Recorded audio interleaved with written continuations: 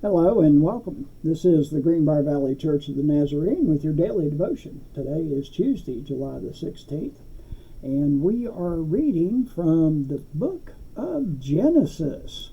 We are in chapter 28, verses 16 through 22. Here's the word of the Lord.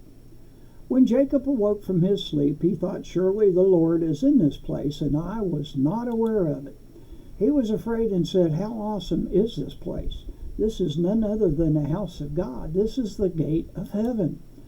Earlier the next morning, Jacob took a stone he had placed under his head and set it up as a pillar and poured oil on top of it. He called that place Bethel, though the city used to be called Luz. Then Jacob made a vow, saying, "If God will be with me and will watch over me on this journey I am taking, and will give me food to eat and clothes to wear, so that I return safely to my father's household, then the Lord will be my God.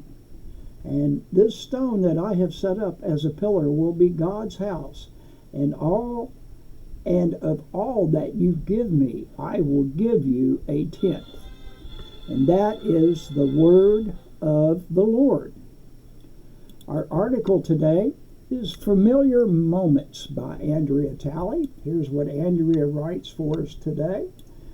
"There's a young lady across the table from me. She's sipping a fancy grown-up caffeinated drink full of sliced strawberries and untangling riddles via an app on her phone. She looks like me and acts like her daddy.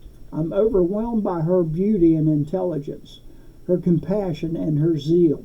In this familiar moment, my heart is full. She is mine and I am hers. Once a week, you probably enter a church and sit in a familiar seat. You see familiar people who you likely love and adore. You may have familiar responsibilities. The order of service is familiar. A certain number of songs, a strategically placed prayer, and an inspired word from God via your pastor's humble heart. Is your heart full? Did you leave with the overwhelming sense that God is yours and you are His? Were you aware of the Father's presence? Did your heart worship?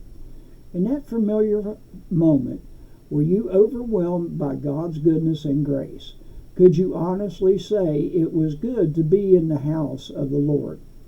Challenge yourself to look past the familiarity of worship. I look for evidence of God's goodness.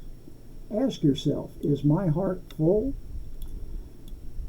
"All Hail the Power of Jesus' Name" by Edward Pernod is the hymn for today. Hail Him who saves you by His grace, and crown Him Lord of all. And as we just read in Genesis 28, verse 16, when Jacob awoke from his sleep, he thought, "Surely the Lord is in this place, and I was not aware of it." And this is your daily devotion for Tuesday, July the 16th. Have a blessed day.